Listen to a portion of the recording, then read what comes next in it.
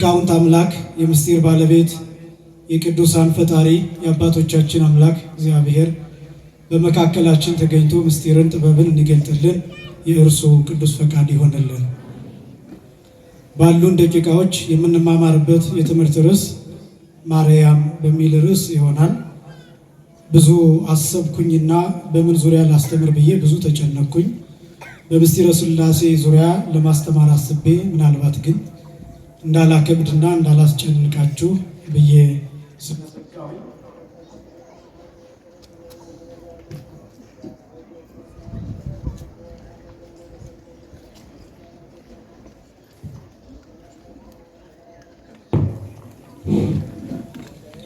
ምስጢረ ሥላሴን ብንማር ሊከብድ ይችላል ብዬ ስላሰብኩኝ፣ በእርግጥ ያው ብዙ ጊዜ ይከብዳል እየተባሉ የምንተዋቸው ትምህርቶች ጋብ እየፈጠሩ እንደሆነ ይሰማኛል። አምስቱን አዕማደ ምስጢር ማስተማር እየፈራን ለእናንተ ይከብዳችኋል እያልን በዚህ ምክንያት እየተው ነው። አሁን በጣም እንግዳና ባዕድ እየሆነ እንደሚሄድ ይሰማኛል። ምናልባት እሱን በሌላ መልክ በስልጠና በሰንበት ትምህርት ቤት በሌላም ጊዜ ሳምንታዊ ተከታታይ በሆነ ትምህርት መሰጠት የሚችል ነው ብዬ ስላሰብኩኝ ይህንን ርዕስ መርጫለሁ። ግን ይህንን ርዕስ ስመርጥ ማርያም በሚለው ዙሪያ ለማስተማር ስመርጥ የነገውን በዓል ምክንያት በማድረግ ብዙዎቻችን ሳናውቀው ሳናስበውም የሚያልፍ በዓል አለ። ነገ ሰኔ 8 ቀን የነገው የሰኔ 8 ቀን በዓል በሊቃውንቱ አጠራር በዘአንቅዓ ማየ ወልዳ ተብሎ ይጠራል። ልጇ ውሃን ያመነጨበት የሚል ታሪክ የሚተረክበት ነው። ሰኔ 8 ቀን የስደት ታሪክ የእመቤታችን የቅድስት ድንግል ማርያም የመከራና የስቃይ ታሪክ የሚነገርበት የሚተረክበት፣ በስደቷ ወቅት እሷም የተጠማችበትና ልጇም ጌታችን መድኃኒታችን ኢየሱስ ክርስቶስ በሕፃንነቱ ውሃ የተጠማበትና በዚህ ምክንያት ተአምራት የተገለጠበት ዕለት ነው የነገው። ዋዜማ ላይ ስለሆነ ማርያም በሚል ርዕስ አጠቃላይ ከእመቤታችን ከቅድስት ድንግል ማርያም ስም ጋር የተገናኙትን ነጥቦች ማሳየት ስለፈለግኩኝ በዚህ ምክንያት በዚህ ርዕስ እንድንማማር ፈለግኩኝ። ግን የኔ ፍላጎት ብቻ ሳይሆን የእግዚአብሔር መንፈስ ቅዱስ ፈቃድ ይሆንልን።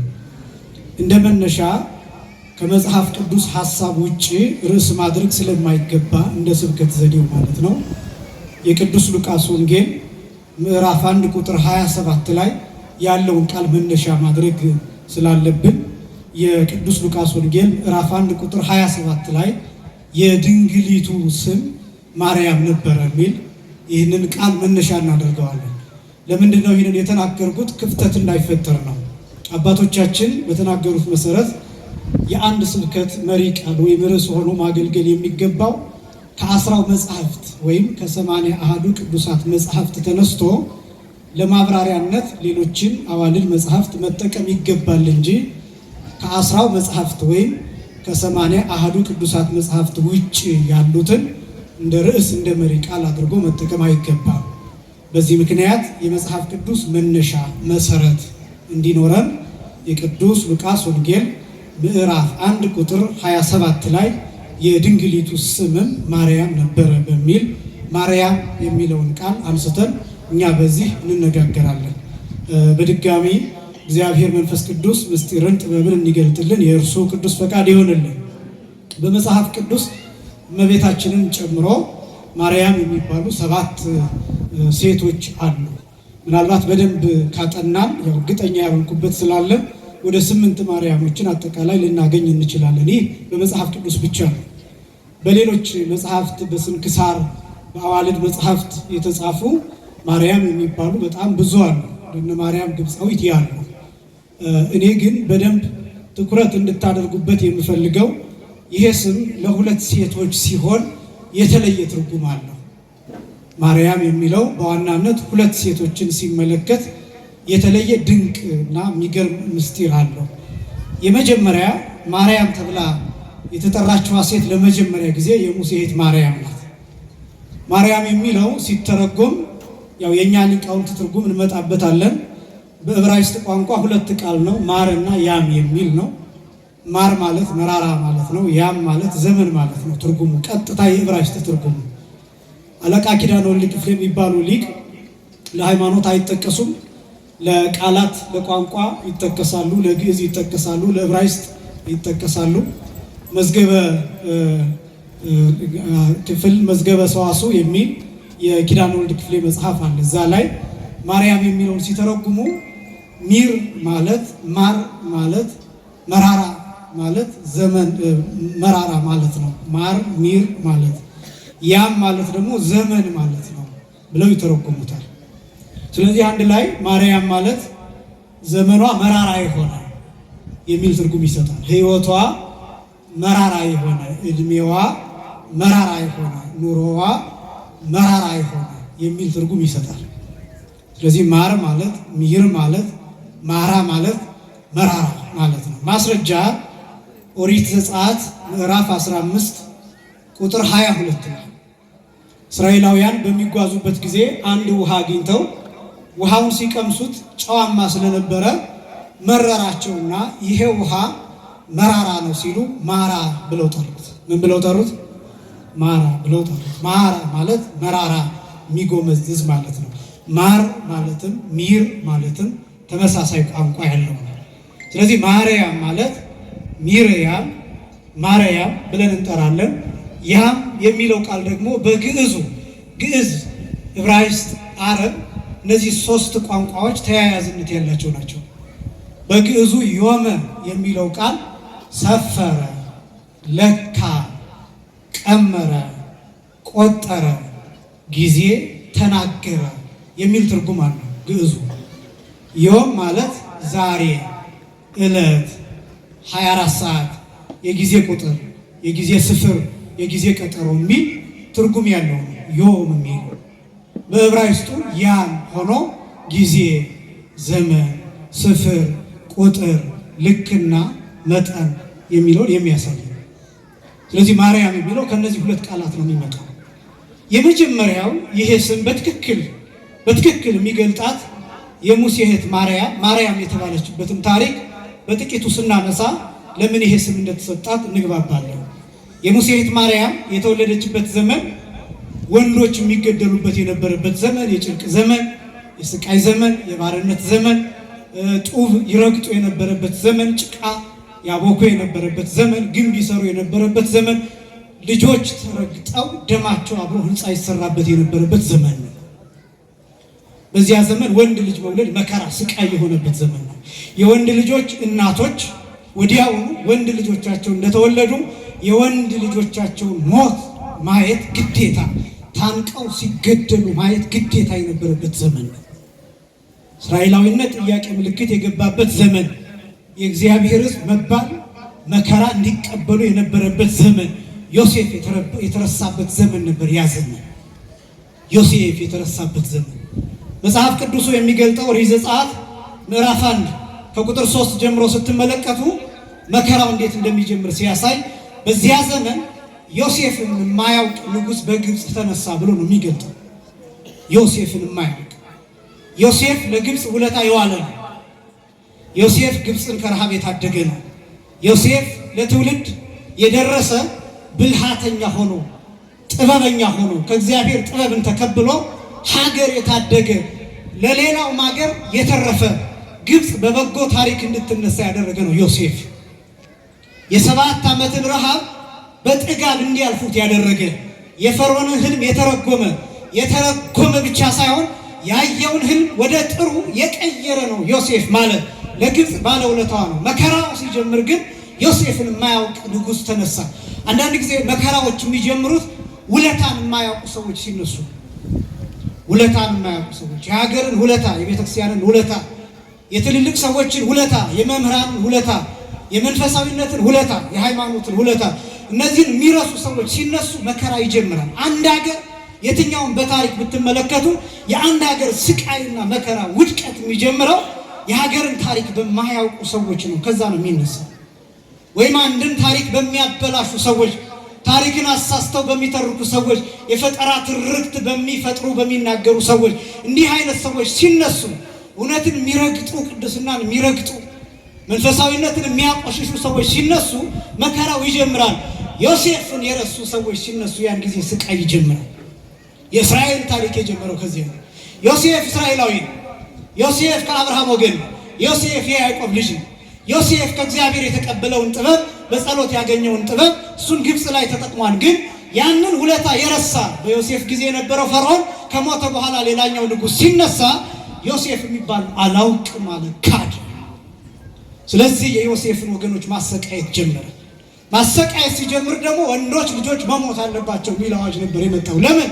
እየበዙ ነው፣ እየተራቡ ነው። ስለዚህ ወንዶቹ ይሞቱ፣ ያሉት የሚወለዱት ብቻ ሳይሆን ያሉት በስራ ጉልበታቸው እንዲያልቅ፣ እንዲሸማቀቁ፣ ስነ ልቡናቸው እንዲሞት፣ ሞራላቸው እንዲላሽቅ፣ ወንድነታቸው አቅም እንዲያጣ፣ እንዲፈሰፈሱ፣ ደክሟቸው ሲሄዱ ከሚስቶቻቸው ጋር እንዳይገናኙ፣ ዘር እንዳይተካ፣ ትውልድ እንዳይቀጥል እንዲያደርጉ። እንደዛ ነበር የተሰራ።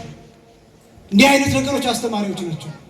መጽሐፍትን ማየት፣ ቅዱሳት መጽሐፍትን መመልከት፣ ታሪክን ማየት፣ ታሪክን ማወቅና መረዳት በየዘመኑ ቤተክርስቲያን ላይ ሕዝብ ላይ ምን ይደረጋል የሚለውን ለማወቅ ይጠቅማል። የመጀመሪያው በስነ ልቡና ትልልቆቹን ማላሸቅ፣ መግደል፣ ወንድነታቸውን እንዲጠሉ እንዲጸየፉ ማድረግ ነው። የሚበሉት እንዳያገኙ ብሎኬት እየተሸከሙ ብለው ማታ ሲገቡ ጎመን እንዲቀርብላቸው፣ ከዛስ ደክሟቸው እንዲውሉ እንዲያድሩ፣ ከዛስ ትውልድ እንዳይተካ ዘር እንዲቋረጥ ማድረግ ነው። ከዚህ አልፎ ትውልድ ከተተካስ ታፍኖ እንዲገደል ማድረግ። ይሄ ነበር በዘመኑ የነበረው ንጉሥ ዓላማ። በዚህ ዘመን ነው ማርያም የተገኘችው። ስለዚህ በዛ ዘመን ለነበሩት እናቶች ወንድ ልጅ መውለድ ስቃይ ነው። እንዳሁኑ አልትራሳውንድ የለም። ምን እንደሚወለድ አይታወቅም። ምናልባት እናቶቻችን በልምድ ሲራገጥ ምናምን ወንድ ነው እንዲህ ነው ብለው ከሚገምቱት ውጪ ከዛ ውጪ ሴት ይሁን ወንድ ይሁን አይታወቅም። ስለዚህ የዛን ጊዜ እናቶች የሚያስጨንቃቸው ምጡ ሳይሆን ምን እንወልዳለን የሚለው።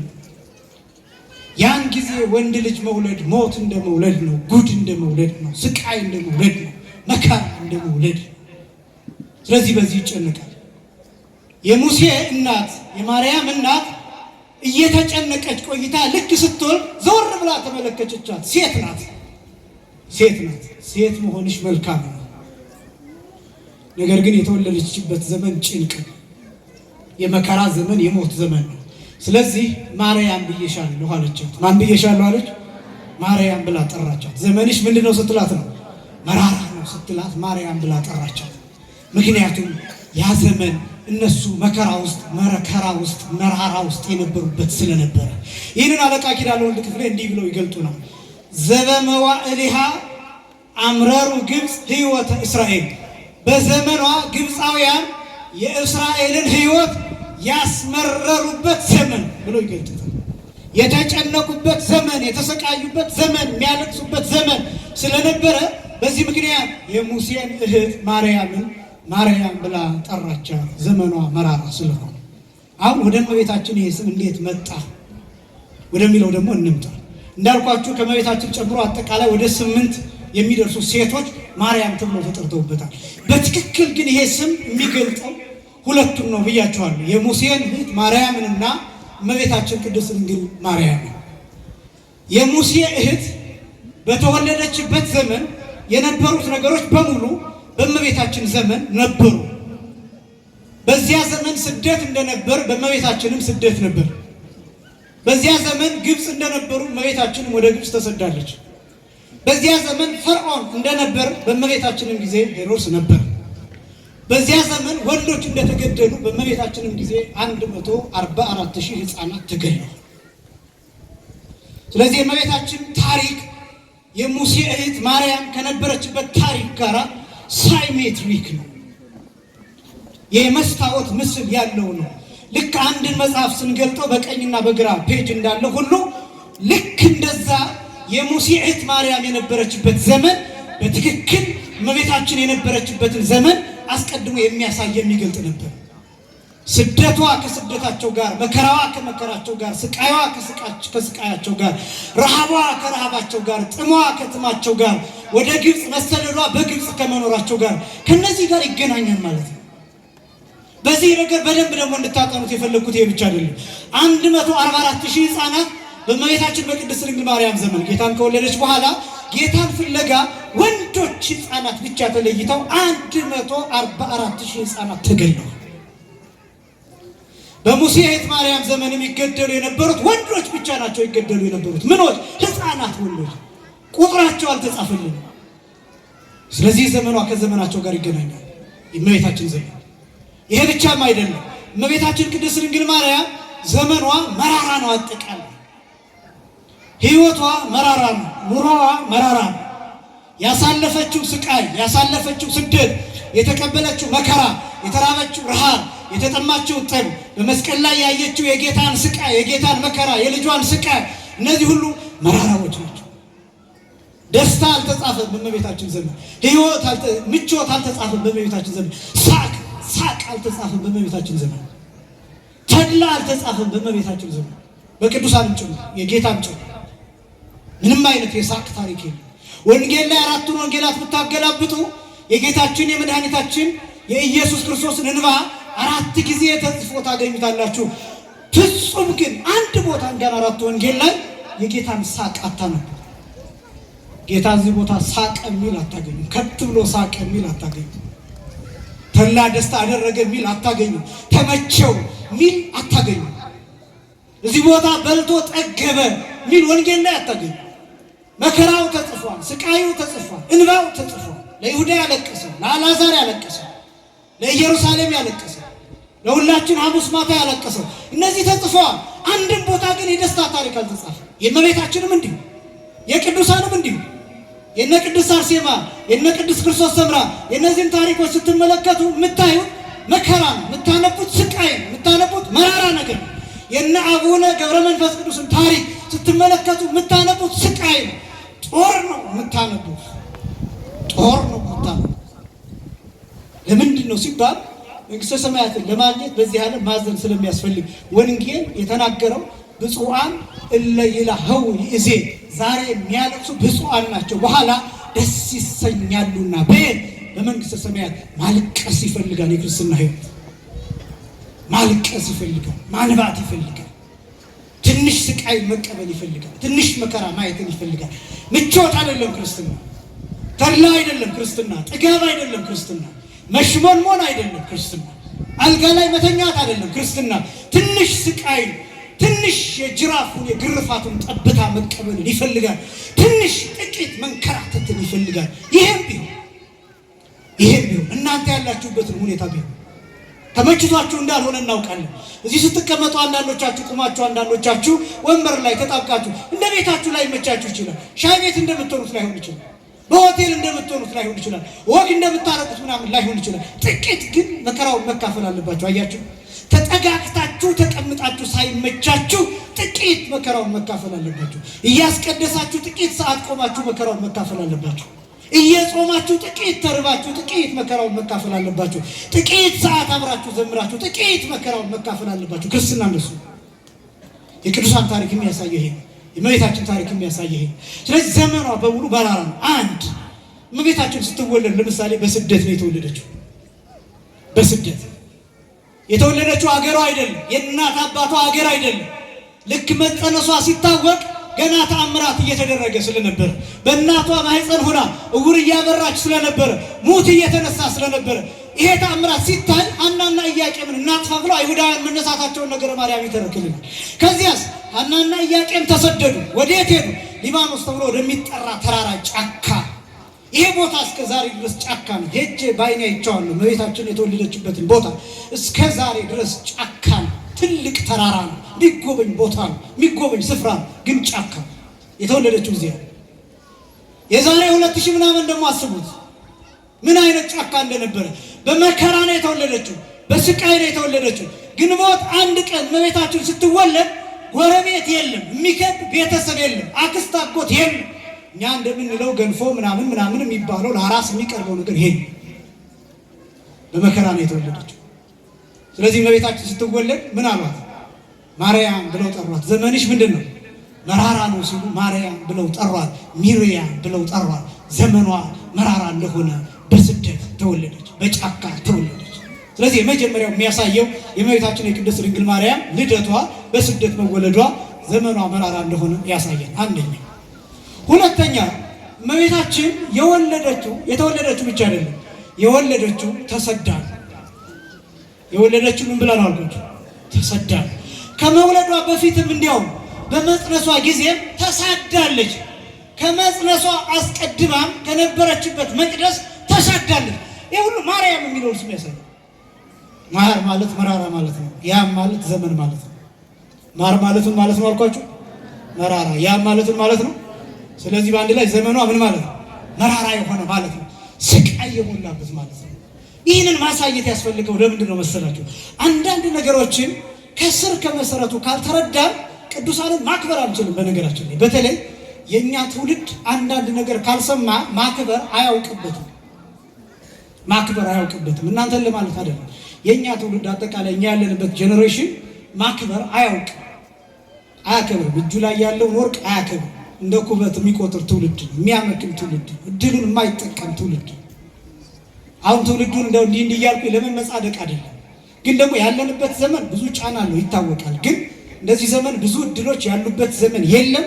እንደዚህ ዘመን ደግሞ በጎ እድሎች እየከሸፉ ያሉበት ዘመን የለም።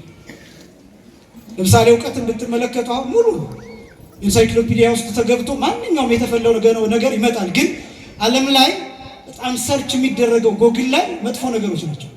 እነዚህ የሚወጡ ጥናቶች የሚያሳዩት ናቸው። በጣም ብዙ ወጣት ሰርች የሚያደርገው፣ በጣም ብዙ ወጣት ጎግል ላይ የሚፈልገው የትምህርት የዝማሬ የሚጠቅሙትን እውቀት ነክ ነገሮችን አይደለም። ሌላ አይምሮውን የሚያጠፋ ወደ ዝሙት የሚመራ ሰውነቱን የሚያሳጣውን ነገር ነው ሰርች የሚያደርግ። ስለዚህ በጣም እነዚህ የእውቀት ነክ ነገሮች አሁን ገና ጨለማ ናቸው።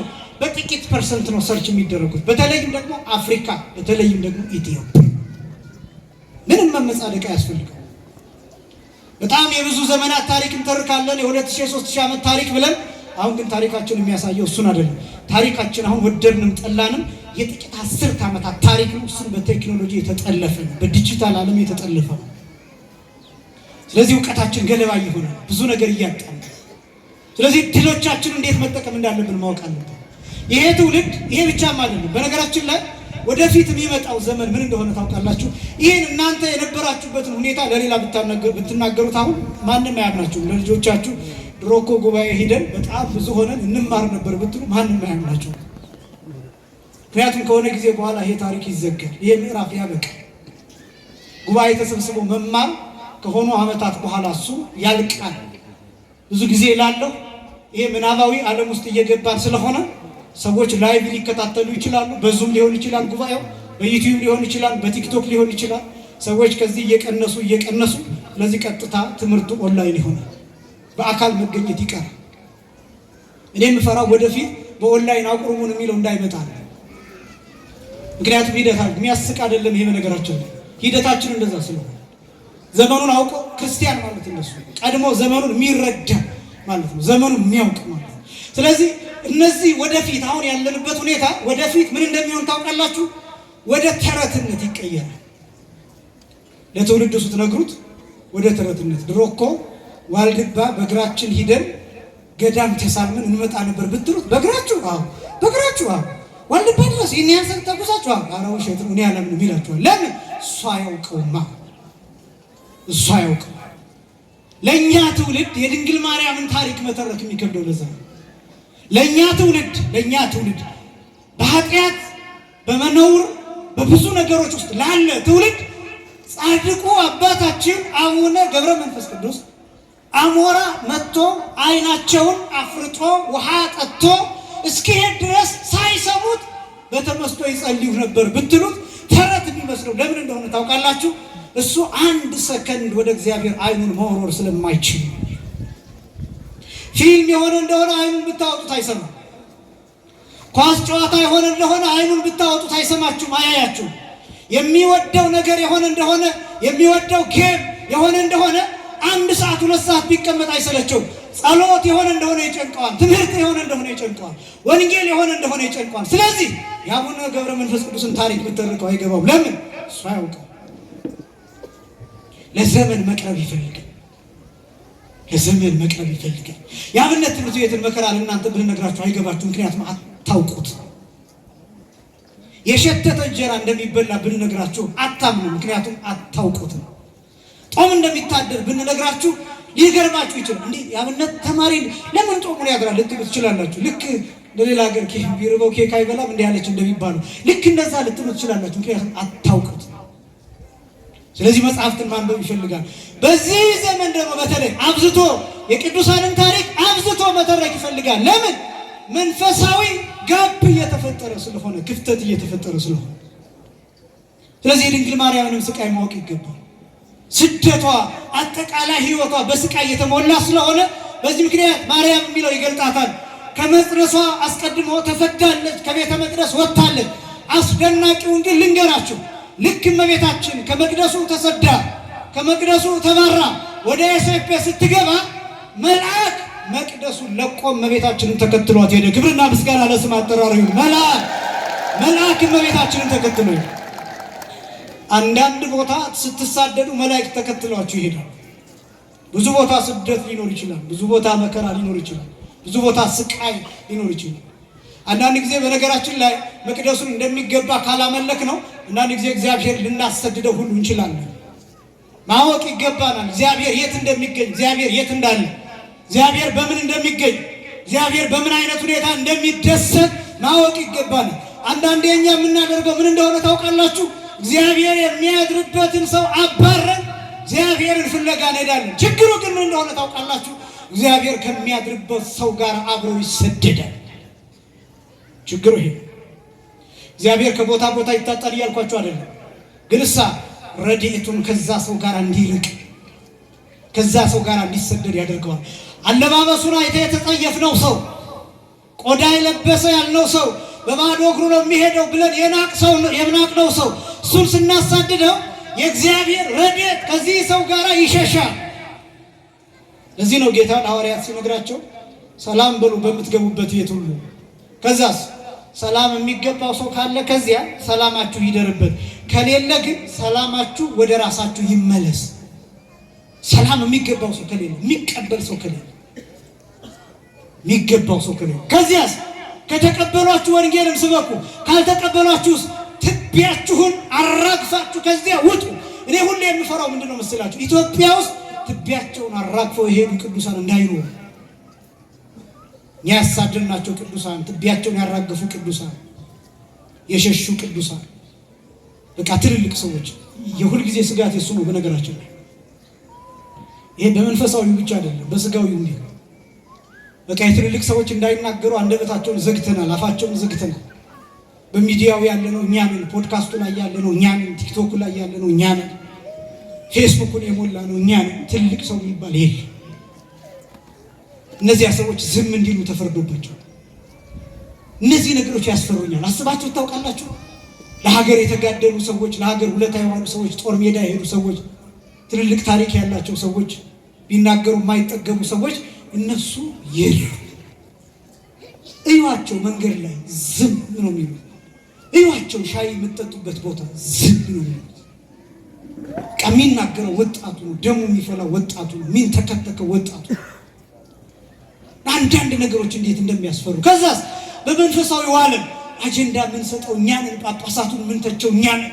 በቃ ሰርተን የምንጨርሳት ቤተክርስቲያኗን ከጉልላቷ እስከታች እስከ መሰረቷ አፍቅተን ሰርተን ገጣጥመን የምንጨርሳት እኛ ነን። እነዚህ አስተልልቆች ሰዎች ዝም ነው የሚሉ። አያስፈራችሁም? አትፈሩም? እንደዚህ ሲሆን የሚያውቁት ሰዎች ዝም ሲሉ፣ ያነበቡት ሰዎች ዝም ሲሉ፣ ትልልቅ ቦታ ያሉት ሰዎች እነሱ ዝም ሲሉ አያስፈራም ማለት እኮ ያለብን እንዲያው እባካችሁ እናንተ ተናገሩ ማለት ነው ያለብን። እነዚህ ሪከርደሮቻችንን ሪከርድ የሚያደርጉትን መሳሪያዎቻችንን ይዘን መሮጥ የነበረብን ወደ ትልልቅ ሰዎች ነው። ለምን? ታሪክ አላቸው፣ የሚናገሯቸው የሀገር ምስጢር፣ የቤተክርስቲያን ምስጢር፣ የቅዱሳት መጽሐፍት ምስጢር አሏቸው። ወደ እነሱ መሄድ ሲገባን የምንሮጠው ወደ ወጣቱ ነው። በዚህ ምክንያት ሁሉ ነገራችን ገለባ። በጣም ብዙ እድሎቻችንን አንጠቀም።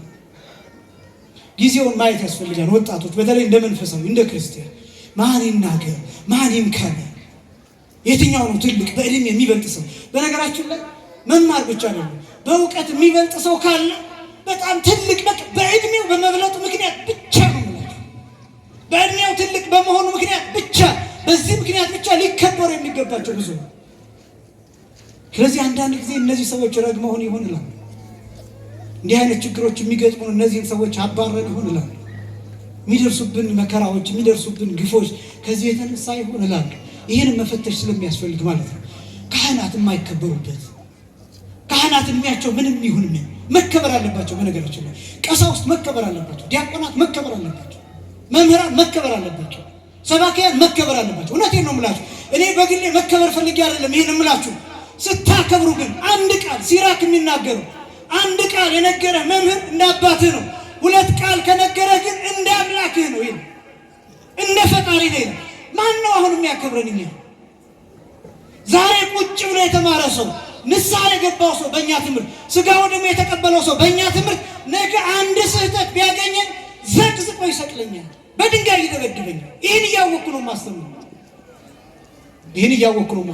ሁላቸውም ወንድሞቼ ሰባኪያን፣ ወንድሞቼ ዘማሪያን አንድ ስህተት ቢገኝብን ሰዎች ተሰብስበው እንደሚወግሩን እያወቅን ጭምር ነው የምናስተምረው። በነገራችን ላይ በጣም ብዙ ቦታ ስታዩ ተስፋ የሚያስቆርጡ ብዙ ነገሮችን ትመለከታላችሁ። መከባበር የቀረበት ዘመን፣ ትልልቅ ሰዎች መከበር የቀሩበት ዘመን። ይሄን ማወቅ ይገባል፣ ይሄን መጠቀም ይገባል። ቢያንስ ዝም ማለት። እመቤታችን ተሳደደች፣ ከመቅደስ አሳደዷል። በጣም የሚያሳዝነው እግዚአብሔር ከመቅደሱ ለቀቀ፣ ድንግል ማርያምን መልአክ ተከተለ። ከዛስ እመቤታችን ወደ ሄደችበት ቦታ ሄደና እመቤታችን ቅድስት ድንግል ማርያምን እንዲያበስር መልአኩ ቅዱስ ገብርኤል ተላከ። የድንግሊቱ ስም ማን ነበረ? ማርያም ነበረ። ወደ ድንግሊቱ ወደ እመቤታችን ሄደ፣ እንዲህ አላት፣ ጸጋን የሞላብሽ ሆይ ደስ ይበልሽ አላት። ክብርና ምስጋና ለአምላካችን ይሁን። ደስ ይበልሽ አላት።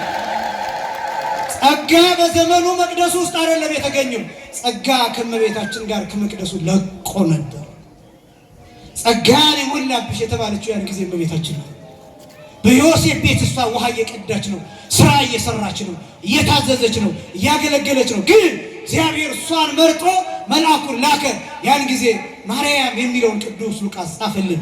የድንግሊቱ ስምም ማን ነበረ? ማርያም ነበረ ብሎ አስቀመጠ። ዘመኗ መራራ ይሆነ። ከዛስ እመቤታችን ቅድስት ድንግል ማርያም ቃል ሰማች።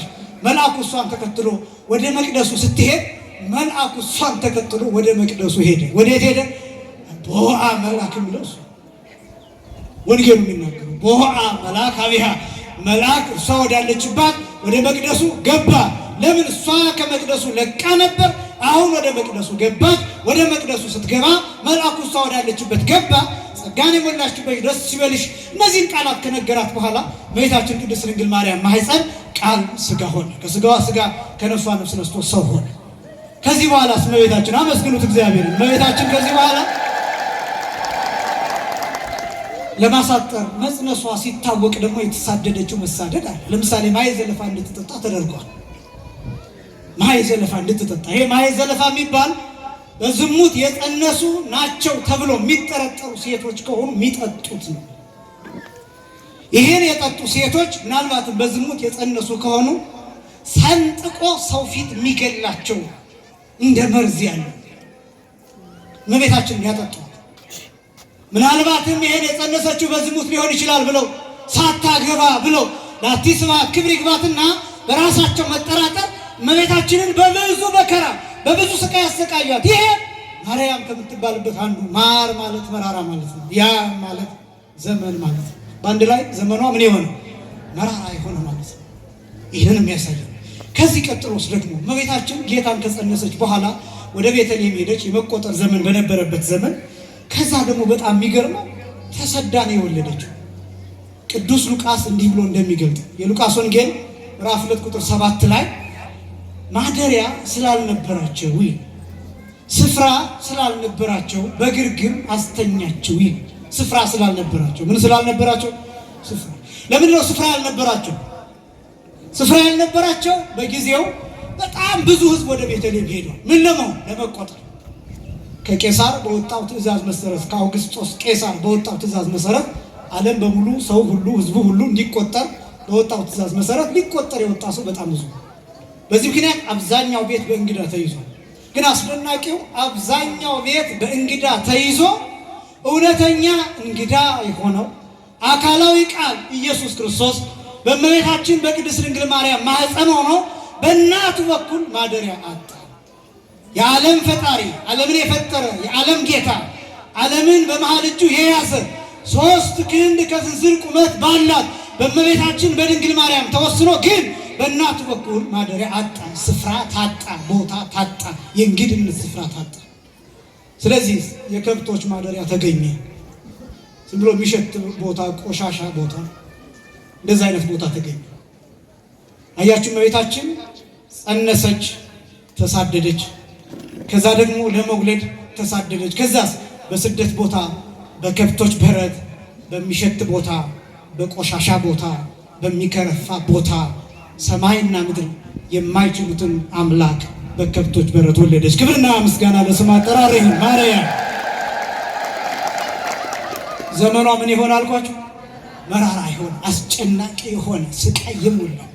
ግን ለምንድን ነው ደግሞ የሚለውን ነጥብ ላስቀምጥላችሁ። ለምንድን ነው ይህን መከራ የምትከፍለው?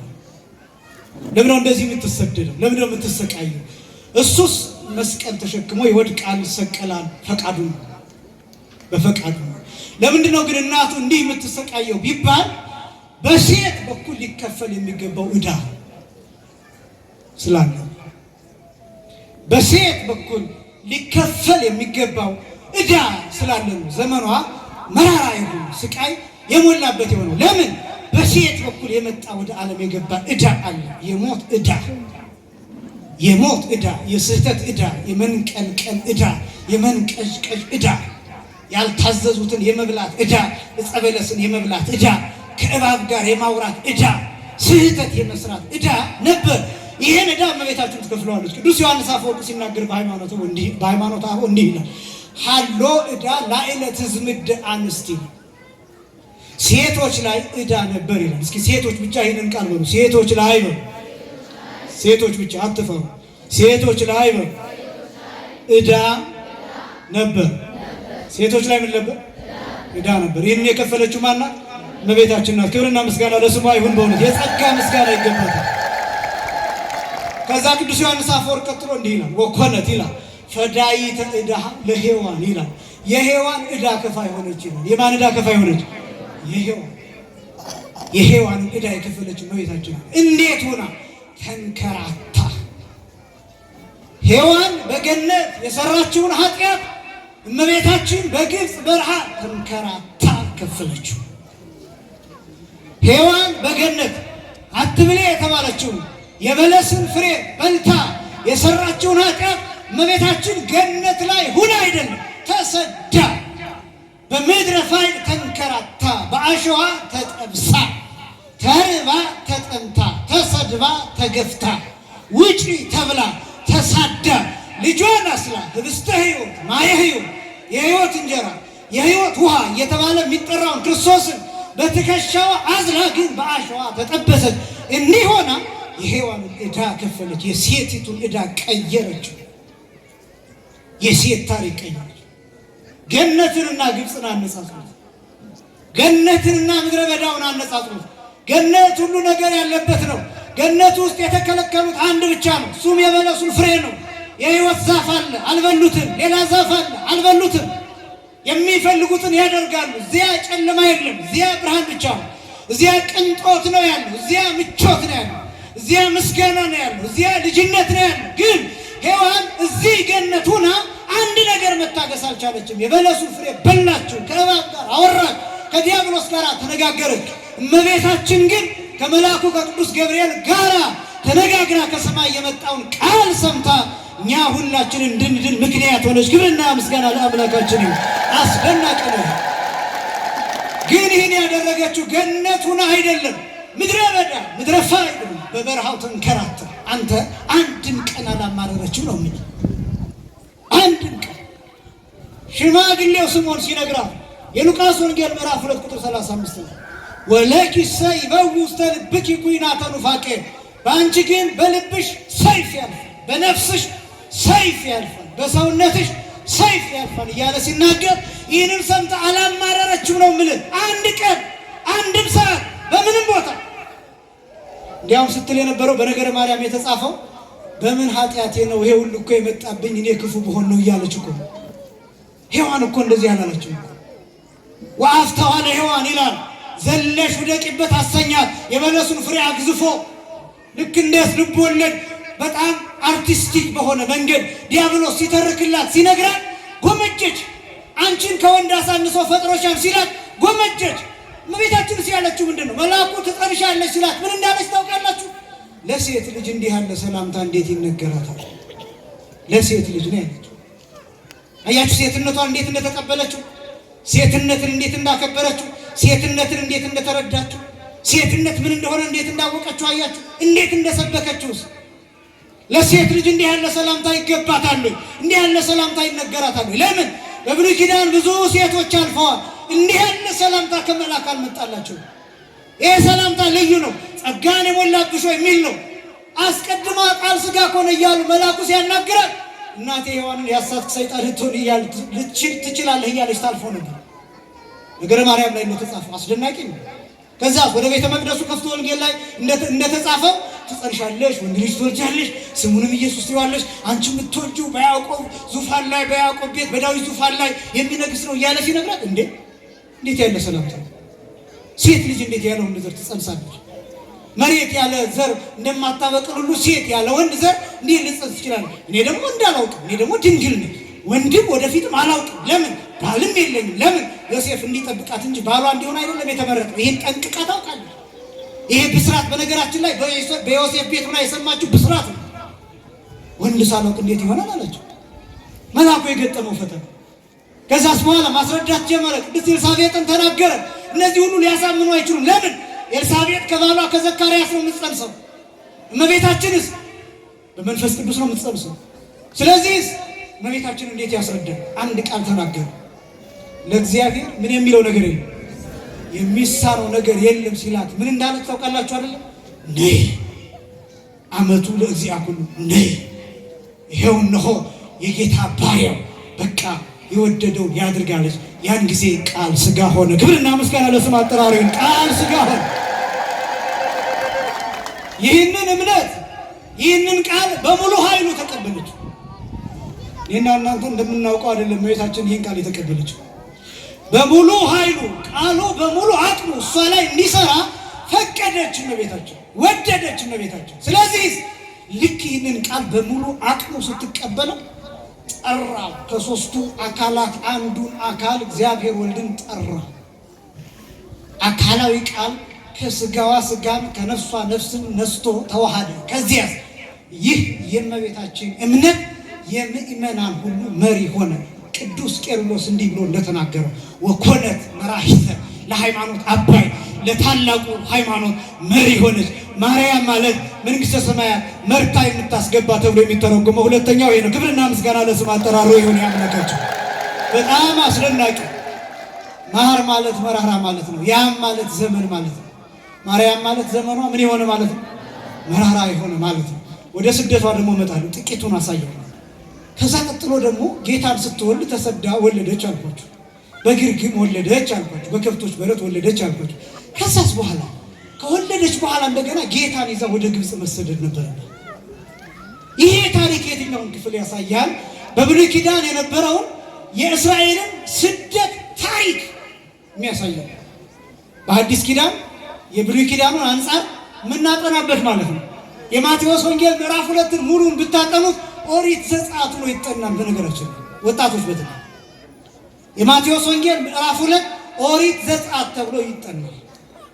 የኦሪት ዘጸአት ትርጉም ያለው የማቴዎስ ወንጌል ምዕራፍ 2 ላይ። ኦሪት ዘጸአት ማለት የመውጣት ሕግ ማለት ነው።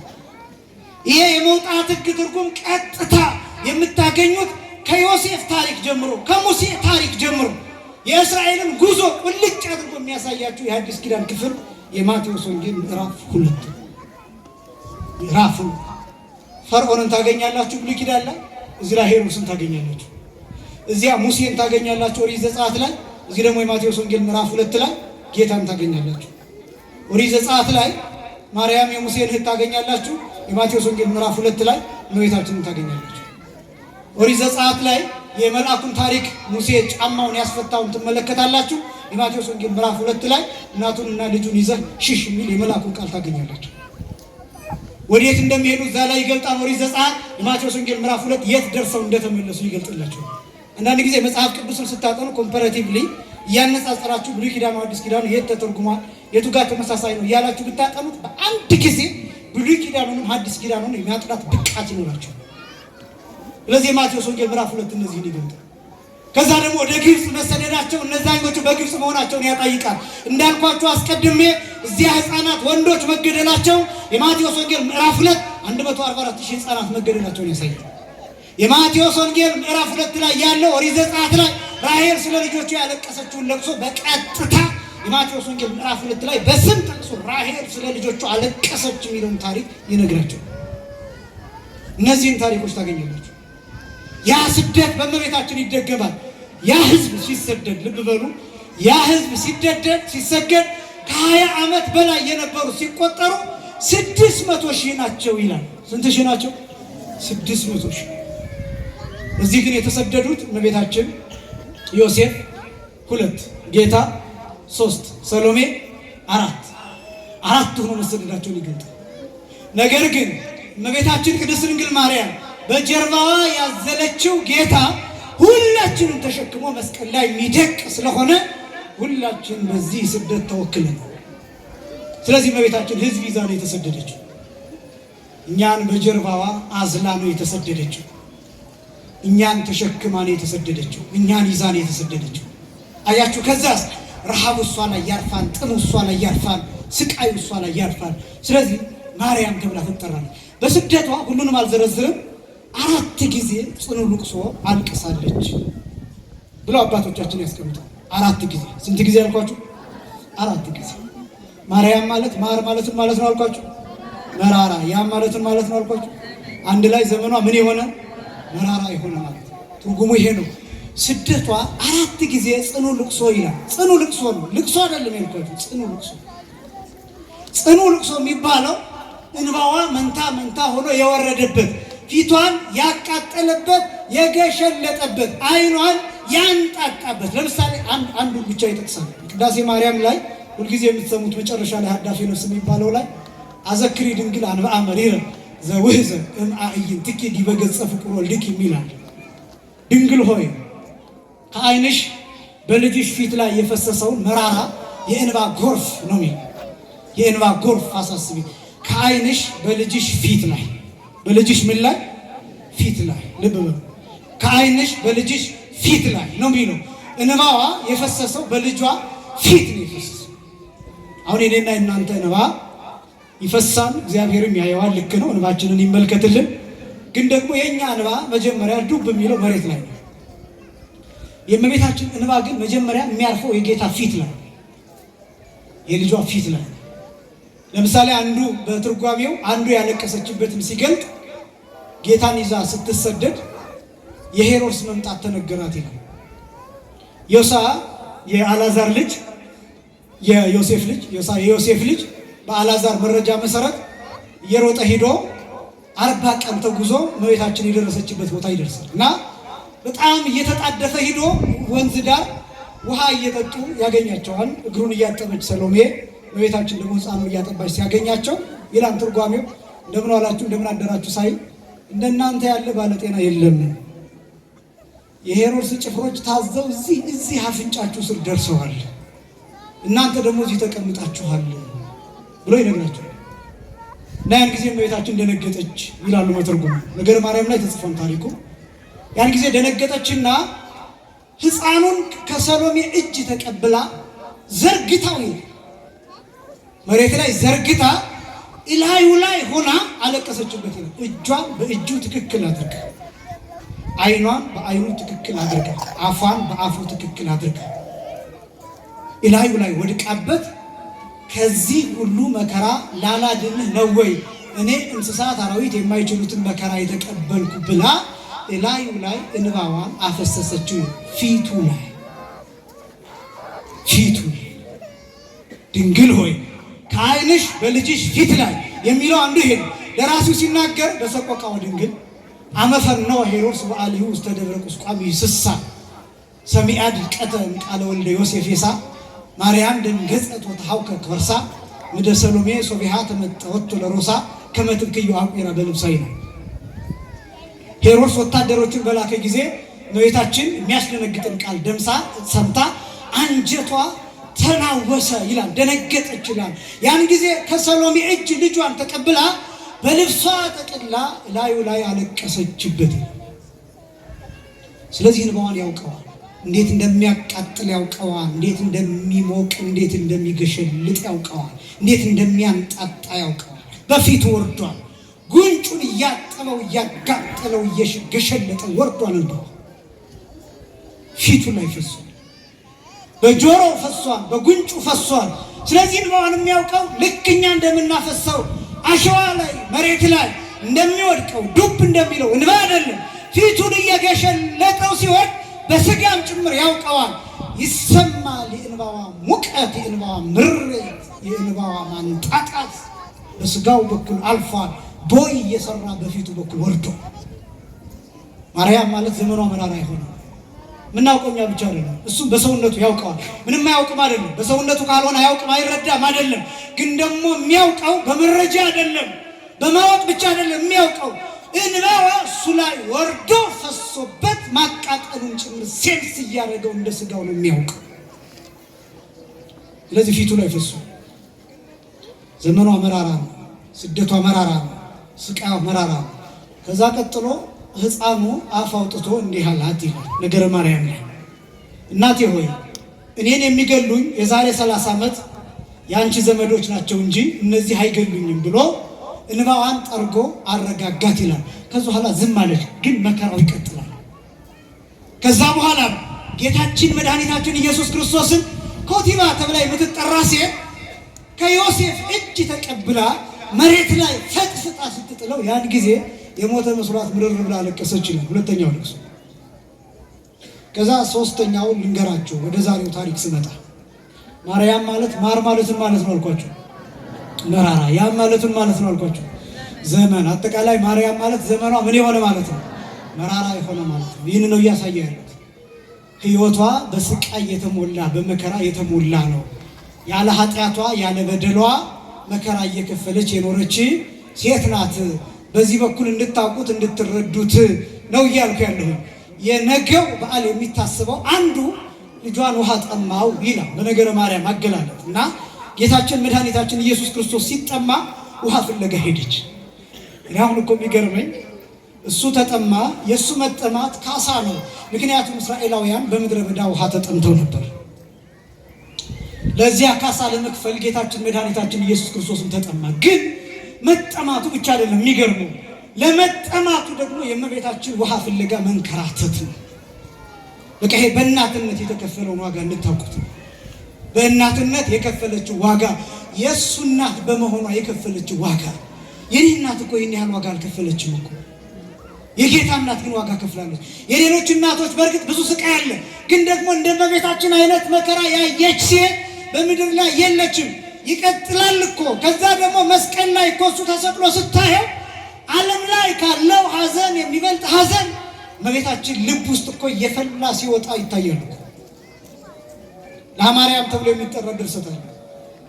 ለማርያም ማለት የማርያም ለቅሶ የማርያም ሐዘን ማለት ነው። ቀጥታ ሲተረጎም አባ ሕርያቆስ ነው የደረሰው እና እዚያ ላይ አንድ እኔ በጣም ልቤን የሚነካኛል። አምሃው ሰላም ለእርቃንከ ይሄ ደሙን አይታ በላዩ ላይ ያለ የሾሆን አክሊል እሱን ሁሉ አይታ ለዚህ ሁሉ አልቅሳ አልቅሳ ይሄ ስጋው አልቆ አጥንቱ ብቻ ቀርቶ ይሄን ሁሉ አይታ ለዚህ ብቻ ሳይሆን ለራቁትነት ሰላም እላለሁ ብላ ሰላም ያለችበታል። አምሃው ሰላም ለእርቃንከ ብላ ለራቁትነት ሰላም እላለሁ ብላ ሰገደችለት ይላል። እና በጣም እኮ የሚገርም እኮ ነው። እዛ ላይ የሚለው ምን እንደሆነ ታውቃላችሁ? የኔ ሐዘን ልዩ ነው። ራሔል ስላላቀፈቻቸው ልጆቿን ያለቀሰችው ትላለች። ራሔል መንታ ልጆቿን ረግጣለች። ራሔል መንታ ልጆቿን የጡብ መስሪያ እንዲሆን ደማቸውን አብራ ለውሳለች። ልክ ነው። አንጀቷ እየተላወሰ የልጆቿን ቦቀቅላ ገላ ከጭቃው ጋር ቀላቅላለች። ግን ራሔል ያለቀሰችው ስላላቀፈቻቸው ልጇ ነው፣ ልጆቿ ነው። እኔ ግን አቅፌው የድንግልና ጡት ስላጠባሁት ልጄ ነው ማለቅሰው ነው የምትለው። የኔ ሐዘን ከራሔል ሐዘን ልዩ ነው። ሌሎች እናቶች ቢያለቅሱ 7 ልጆች ኖረዋቸው አንዱ ልጅ ቢሞትባቸው 6 መጽናኛ ልጆች አሉ። እኔ ደግሞ ምንም ልጅ የለኝም፣ አንድ ልጅ ብቻውን መስቀል ላይ ተሰቅሏል። ስለዚህ የኔ ሐዘን ከሌሎች እናቶች ልጆች ልዩ ነው። እንዲህ እያለች ታለቅሳለች። ሌሎች እናቶች ቢያዝኑ ስላጠቧቸው ስላቀፏቸው ልጆች ለጥቂት ደቂቃ ስላቆዩቸው ለጥቂት ጊዜያት ስላቆዩቸው ልጆች ነው። እኔ ግን ብቻዬን ስላሳደጉት ልጅ ነው ማለቅሰው። ስለዚህ የኔ ሐዘን ከሌሎች ሴቶች ሐዘን ልዩ ነው እያለች ታለቅሳለች። ይሄ እኮ ነው መራራ የሚያስብለው፣ ህይወቷን መራራ የሚያስብለው፣ አስጨናቂ የሚያስብለው። የከፈለችው ዋጋ፣ የከፈለችው መስዋዕትነት፣ የከፈለችው እናትነት፣ ያለፈባት ስቃይ፣ ያለፈባት ሰይፍ፣ የጎራረዳት የቆራረጣት ስቃይ። ይሄ ስቃይ እኮ አልተነገረም ቃል ስለሌለው እንኳን በእኔ አንደበት በእነ ዮሐንስ አፈወርቅ አንደበት ተገልጦ ማያልቅ ስቃይ እኮ ተቀብላለች እመቤታችን። ዘመኗ መራራ ነው። ዘመኗ መራራ፣ ኑሮዋ መራራ፣ ሳይመቻት ሳትደሰት የኖረች እናት፣ ተድላ ደስታ እንዳታይ የተፈረደባት እናት። እንዲያውም በግልጽ ነገረ ማርያም ሲናገር እንዳልኳችሁ እመቤታችንና ዮሴፍ አንድ ቦታ ትንሽ ማረፍ ሲጀምሩ መልአክ ይመጣና ውጡ ይላቸዋል። ውጡ፣ ተድላ ሥጋ አልተፈቀደላችሁም፣ ስለዚህ ከዚህ ውጡ ይላቸዋል። ተነስተው እንደገና መንገዳቸውን ይጀምራሉ። ወደ ስቃዩ ዓለም ይገባሉ፣ ይንከራተታሉ። እንደገና አንድም ቀን ምቾት ሳታ ማርያም ማለት ዘመኗ መራራ የሆነ ማለት ነው። ልጇ ተጠማ። ለልጇ ውሃ ፍለጋ ወደ የቦታው መሄድ መለመን ጀመረ። ሴቶች አይዋታም። ሴቶች መጽሐፋችን እንደሚገልጠው መምህራን በትርጓሜ እንደሚገልጡት ሴቶችና ካህናት ቀናተኞች ናቸው ይላል። ትርጓሜው ነው የሚሉ በተለይ ሴቶች፣ ካህናቱ በኋላ ዱላ ይዘው እንዳይጠብቁኝ፣ በተለይ ሴቶች ቀናተኞች ናቸው ይላል እና ያዩ ምንም ያ ሁሉ ሀሩር ቢወርድባት መልኳ አልተለወጠም ነበር፣ ታምር ነበር፣ መልከ መልካም ነበረችና ሴቶች እያዩ ምን እንደሚሉ ታውቃላችሁ? በጣም ክፉ ሴት ብትሆኝ ነው እንጂ አንቺ ከንጉሥ አዳራሽ ማትወጪ ንግሥት ሆነሽ የምትኖር ነበርሽ ነው የሚሉ። አይሰጧትም፣ ትርፍ ቃል ይናገሯታል፣ ይሰድቧታል። ዘመኗ መራራ ነው፣ እየተሳደበች የኖረች ነው። ከዛስ በኋላ አታ ተመለሰች። አታ ስትመለስ 7 ሰገል የሰጡት የወርቅ ጫማ ነበር፣ ያን ሌባ ወስዶባት አገኘች። ቁጭ ብላ ይላል እጇን አናቷ ላይ አድርጋ እንደ ሕፃን ምርር ብላ ስቅስቅ ብላ ጽኑ ልቅሶ አለቀሰች። ደራሱ እንደሚናገር መለኮት ጓላ ሶበ ጸምአ ከመ ደቂቅ ዘይሰፍሮ በህፍኑ ለማየ ባሕር እሙቅ።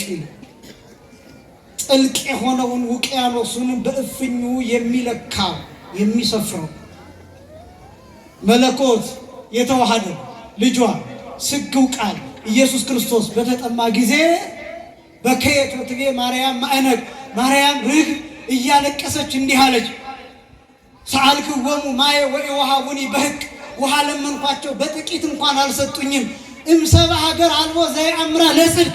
ከነዚህ ሰዎች ከሀገር ሰዎች ወገን እውነት የምትባልን የሚያውቃት የለም፣ ርኅራኄን ምሕረትን የሚያውቃት የለም፣ አልሰጡኝም ብላ ምርር ብላ ጽኑ ልቅሶ አለቀሰች።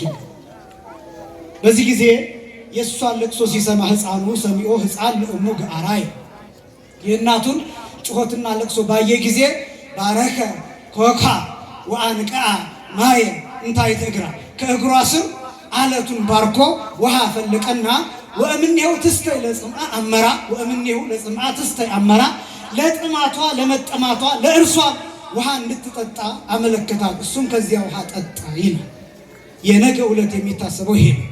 ከአለት ውሃ አፈለቀ። በጣም ግን የሚደንቀኝ ቀጥሎ ያለው እምሰብአ ሀገር ኢይስተይዋ ለይእቲ ማይ ኢይስተይዋ ለሰብአ ሀገር ለይእቲ ማይ ኢይስተይዋ እምሰብአ ሀገር አምረራ ለይእቲ ማይ አምረራ ወለርሁቃን ፈውሰ ወጥንተ ገብራ ሚል እምሰብአ ሀገር ኢይስተይዋ ለይእቲ ማይ ወይም ኢይስተይዋ እምሰብአ ሀገር ለይእቲ ማይ አምረራ ወለርሁቃን ፈውሰ ወጥንተ ገብራ። ከዚያች ሀገር ያሉ ሰዎች ይችን ውሃ እንዳይጠጣት አመረራት። ምን አላት? አመረራት። ማርያም ማለት ምን ማለት ነው አልኳችሁ? ማር ማለት ምን ማለት ነው? መራራ። ያም ማለት ምን ማለት ነው? ዘመን። አንድ ላይ ዘመኗ ምን ይሆነ? መራራ ይሆነ። ውሃውን አመረረ። የአካባቢ ሰዎች እንዳይጠጡት መራራ አደረገ። ወለርሁቃን ፈውሰ ወጥንተ ገብራ፣ ሩቅ ላሉት ሰዎች ግን የሚጣፍጥና የሚፈውስ የሚያድን ውሃ አደረገው ይላል። አሁን ልብ በሉ። ያንን ውሃ ቅርብ የሆነ ሰው ይጠጣዋል፣ ግን ይታመማል፣ ይመራል፣ ይጎመዝዛል። ሩቅ የሆነ ሰው ይጠጣዋል፣ ይፈውሳል፣ ይጣፍጣል። ማርያም የሚለው ስም ይህንን የሚገልጥ ነው። ማር ማለት መራራ ማለት ነው። ያም ማለት ዘመን ማለት ነው። ዘመኗ መራራ የሆነ የሚባለው እሷ የተቀበለችው መከራ፣ እሷ የተቀበለችው ስቃይ፣ ለእኛ ግን ጣፋጭ ስም ነው። አሁን ወደ ሊቃውንቱ ትርጓሜ ይመጣል። ለእኛ ጣፋጭ ስም ነው። ለምሳሌ ማርያም የሚለው ስም እስራኤላውያን ያልተጠቀሙበት ስም። ምድረ ኢየሩሳሌም ብትሄዱ፣ ምድረ እስራኤል ብትሄዱ ባዶ መቃብር ያሳያቸዋል። ገንዘብ ያገኙበታል። የቱሪስት ፍሰት አለው። ታሪክ አላቸው። ያን አስጎብኝተው ይበለጽጉበታል፣ ሀብታም ይሆኑበታል። ባዶ መቃብር አሳይተው። እኛስ ሩቅ ነን ከኢየሩሳሌም። የተወለድነው እዚህ አይደለም። ያን ጊዜ እመቤታችን በነበረችበት ጊዜም አልነበርም። እመቤታችንንም በአካል አላገኘናትም። ግን እሳ በእምነት እመቤታችን በልባችን ነግሳ ትኖራለች። ክብርና ምስጋና ለአምላካችን ይሁን። ለሩቆቹ ለእኛ ለሩቆቹ ጣፋጭ አደረጋት ይችን ውሃ። ለእኛ ለሩቆቹ መድኃኒት አደረጋት ይችን ውሃ። ለእኛ ለሩቆቹ ፈውስ አደረጋት ይችን ውሃ።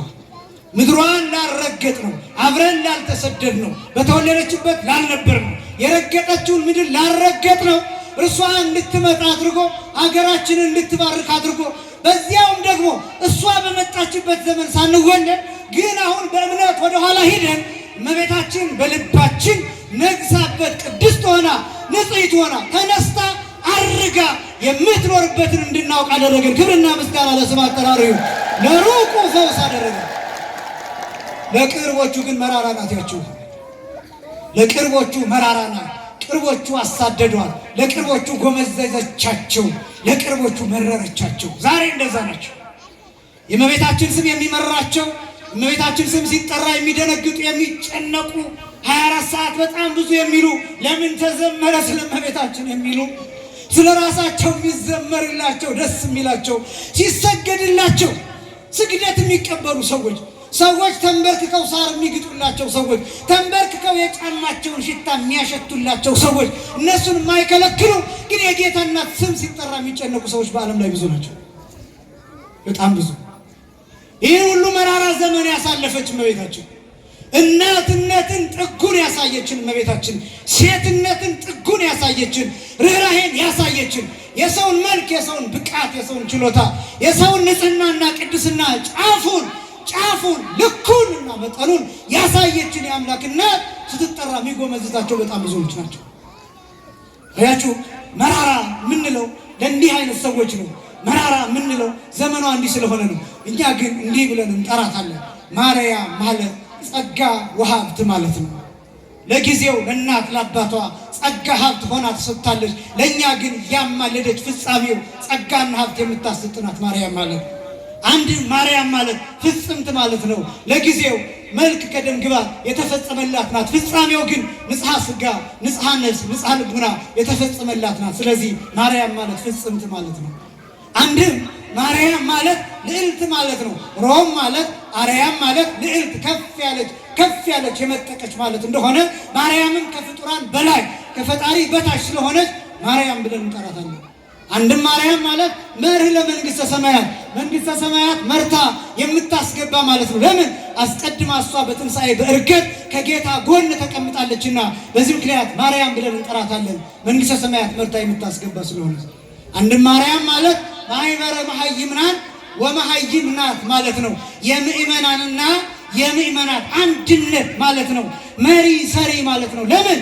በሐዋርያት በ120 ቤተሰብ መካከል መንፈስ ቅዱስ ሲወርድላቸው አብራ የነበረች አስቀድማ መንፈስ ቅዱስ ያደረባት ስለሆነች አስቀድማም ደግሞ መንፈስ ቅዱስ ያሳደረች ስለሆነች በቅዱስ ኤልሳቤጥ ላይ በዚህ ምክንያት የምእመናንና የምእመናት አንድነት ብለን እንጠራታለን ማርያም ማለት።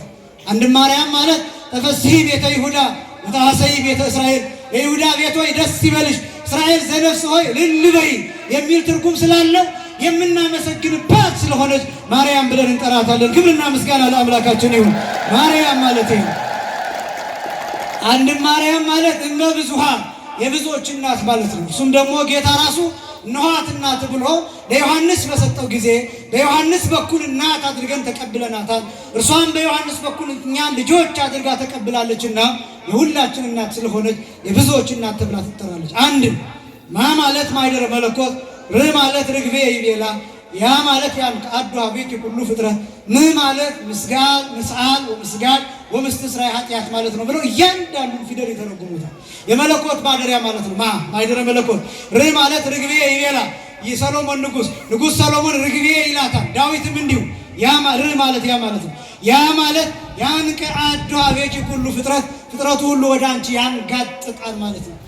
ማለት ምስአል ወምስጋድ ወምስትስራይ ኃጢአት መለመኛ መስገጃ ለኃጢአት ስርየት መለመኛ መማፀኛ ማለት ነው። እያንዳንዱ ፊደል ሲተረጎም አንድም የመጨረሻው ማር የሚለው በእኛ ሀገር የምታውቁት ጣፋጭ ነው። ያም የሚባለው ደግሞ በገነት ያለ ዛፍ ነው። ይሄ ዛፍ በጣም አስገራሚ ጠባይ ያለው ቅዱሳን ሲሞቱ የሚያሸቱት ይህንን ዛፍ ነው።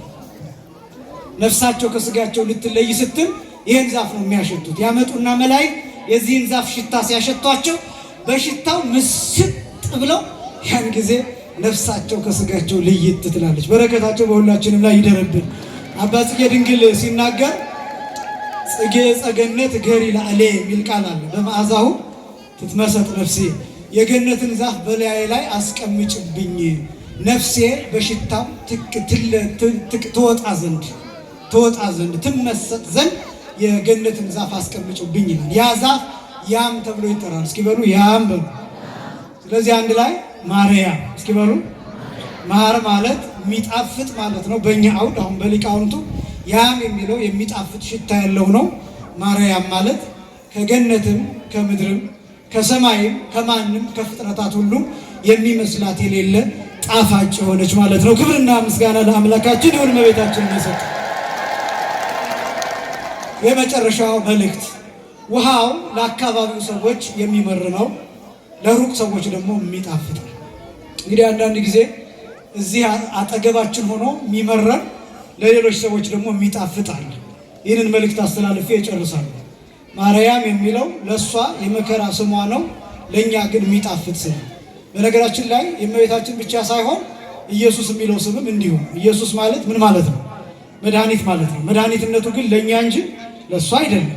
እሱ ክብር ባይ ማይል ክብር ማይል ክቡር ጸድቃይ ጻድቅ የባህሪ አምላክ። ስለዚህ እኛን ለማዳን የመጣው ለሱ የሞተበት ስሙ ነው። መስቀል ተሸክሞ የወደቀበት ስም ነው። የቆሰለበት ስም ነው። መከራ የተቀበለበት የደቀቀበት ስም ነው።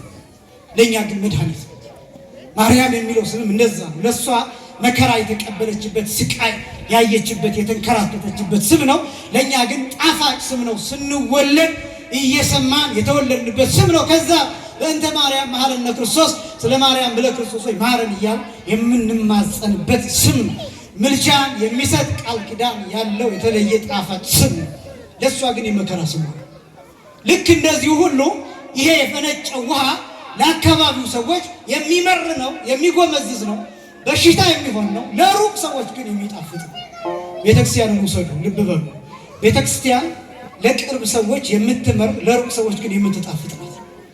ዛሬ እቺ ቤተክርስቲያን ለሌሎች ተስፋ ነው። በውጭ ሀገር ያሉ ሰዎች ቤተክርስቲያንን እንዴት አድርገው እንደሚፈልጓት ልነግራቸው አልችልም። የ3 ሰዓት የ4 ሰዓት መንገድ ነድተው ቤተክርስቲያን ይሄዳሉ። ነፋስ እያወዛወዛቸው፣ አንዳንዶቹ ባህር ተሻግረው በመርከብ ሄደው ቤተክርስቲያንን ፍለጋ ይሄዳሉ። ልጆቻቸውን ይዘው በበረዶ እየተንገላቱ እየተንከራተቱ ቤተክርስቲያንን ፍለጋ ይሄዳሉ። ስጋው ደግሞ ፍለጋ፣ ቅዳሴ ፍለጋ ይንከራተታሉ። በውጭ ሀገር ያሉ ሰዎች በቅርብ አገልግሎት አውሮፓ ውስጥ ነበርኩኝ። እንዴት ያሳዝናሉ! ቤተክርስቲያንን ፍለጋ የሚንከራተቱ ሰዎች በ3 ወር አንድ ጊዜ የሚቀደስባቸው ቅዳሴ ብርቅ የሚሆንባቸው፣ ካህን ማየት ብርቅ የሚሆንባቸው፣ ካባ የለበሰ እንዲህ እንደኔ አይነት ሲያዩ መሬት ላይ ነው የምላቸው። የአውሮፓ ሰዎች ናቸው። መሬት ላይ ለጥ ብለው የእኛን ጉልበት ካልሳምን የሚሉ ሰዎችን ታያላቸው። የምድር ጫፍ ድረስ እጄ ይህን አይቻለሁ። ጫማችን ላይ ወድቀው ጫማችንን አውልቀው ተንበርክከው የእኛን እግር ያጠቡ ሰዎችን ያጠቡ ክርስቲያኖችን እነግራቸዋለሁ። ከአቅማችን በላይ ሆኖ የእኛን እግር አታጥፉም ብለን እባካችሁ ብለን በስላሴ ገዝተን እንኳን አልቅሰው በእንባቸው ጭምር ያጠቡንን ሰዎች ይመሰክርላቸዋል። ቤተክርስቲያን አጠገባችን ሆና ቤተክርስቲያን ማንሳለን ብዙ ሰዎች ነው። ስላሴ ካልሆነ ማንመጣ ብዙ ሰዎች ነው። ጉባኤ ተጠርቶ ማስታወቂያ ተነግሮ ጓሯችን ቤተክርስቲያን ነው። በካህናት መካከል ሆነን የታሰረን ስንቶቻችን ነው? ንስሐ ያልገባችሁ ብዬ ብጠይቅ ብዙ ሰው ሊያፍር ይችላል። ግን ደግሞ ስንት ሰው እንዳለ ደግሞ እናውቃለን። ንስሐ አባት ጭራሽ የሌለው ንስሐ አባቱ ጓደኛ አድርጎ አብሮ ውስኪ የሚጠጣ ግን ንስሐ የማይገባ ስንት ሰው እንዳለ እናውቃለን። ከንስሐ አባቱ ጋር ድራፍት እየጠጣ ከንስሐ አባቱ ጋር የቅርብ ጓደኛ ስለሆነ ስርየተ ኃጢአት የሚያገኝ የሚመስለው ንስሐ የገባ የሚመስለው ብዙ ሰው እንዳለ እናውቃለን። በካህናት ተከበን የታሰርን ብዙዎች ነው። እነዚህ አህዮች ትዝ ይሏቸዋል። በሆሳዕና የተፈቱት አህዮች ታስሮ የነበሩት በካህናት መንደር ነው። በካህን ተከበን የታሰርን፣ በቄስ ተከበን የታሰርን፣ በቤተክርስቲያን ተከበን ስጋው ደግሞ ያልተቀበልን፣ ወንጌል ዕለት ዕለት እየተነገረን ማንሰማ በጣም ብዙዎች ነን። ማንለወጥ በጣም ብዙዎች ነን። ካህናት በዙሪያችን፣ መምህራን በዙሪያችን ሆነው ማንጠይቅ በጣም ብዙዎች ነን። ህብስት እያለ የተራብን፣ ስጋው ደግሞ እያለ የተራብን፣ ድግስ እያለ የተራብን፣ የሚጠጣ እያለ ጉሮሯችን እስኪንቃቃ ድረስ የተጠማ ነፍሳችን ምን ትቅበዘበዝ በጣም ብዙዎች ነን። አጠገባችን ያለው ስጋው ደግሞ የመረረን፣ አጠገባችን ያለው ክህነት የመረረን፣ አጠገባችን ያለው የቤተክርስቲያን ድምፅ ያስመረረን፣ ሌሎች ግን የሚፈወሱበት፣ አጠገባችን ያለው መራራ የሆነብን፣ ሩቆች ግን መጥተው እየጠጡት የሚጣፍጡበት፣ በጣም ብዙ ከሩቅ መጥተው እየተሳለሙ እየተፈወሱ የሚሄዱ፣ እኛ አጠገባችንን የቤተክርስቲያን ገዳም ማናውቅ፣ የሀገሪቱን ገዳም ማናውቅ በጣም ብዙዎች ነው። የአባቶቻችንን ቃል ኪዳን ያልተቀበልንበት ያላመንበት፣ ከሩቅ መጥተው ግን የተፈወሱበት የዳኑበት በጣም ብዙዎች ናቸው።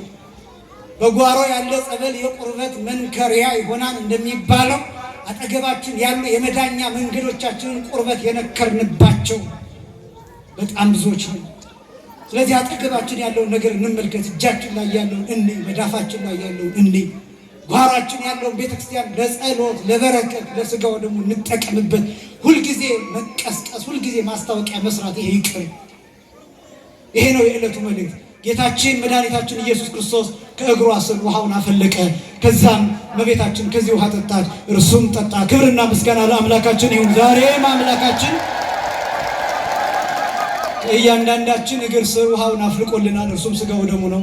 ይህንን ስጋው ደግሞ ከአለቱ የመነጨውን ከጌታ ጎን የመነጨውን ከመስቀል የተሰጠንን የጌታን ስጋና ደም በልተን ጠጥተን ረክተን እንድንኖር የመንግስቱን ወራሾች እንድንሆን የአምላካችን እግዚአብሔር ቅዱስ ፈቃድ ይሆንልን። ያስተማረን የአባቶቻችን አምላክ እግዚአብሔር ይክበር ይመስገን። የእመቤታችን አማላጅነት ከሁላችን ጋር ይሁን። ወስብሐት ለእግዚአብሔር።